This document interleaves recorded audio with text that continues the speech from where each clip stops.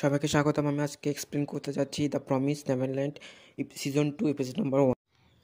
Season 2 start হয় season 1 শেষ হওয়ার যেখানে হয়েছে তারা পালায় আসার পরে তারা খেয়াল করে যে ফরেস্টের তারা মাঝ বরাবর আছে। এমা এবং রে চিন্তা করে যে তারা সাউথ ইস্টের দিকে পালাবে। সেই মুহূর্তে তাদের মনে পড়ে লাস্ট সিজনে দেওয়া নরম্যানের একটি প্যান্ট। নরম্যান বলে যে সেই প্যান্টটি তাদেরকে মিস্টার ম্যারওয়ার কাছে নিয়ে যাবে।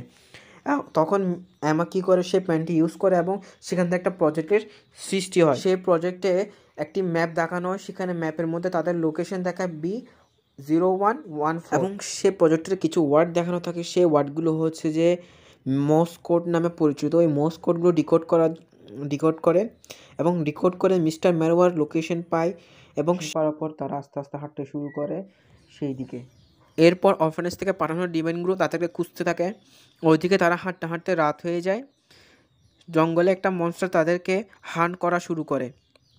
রে প্ল্যান করে যে ইমা এবং তার দলগুলো সামনের দিকে যাক, রে একলা সে মনস্টারকে মারবে।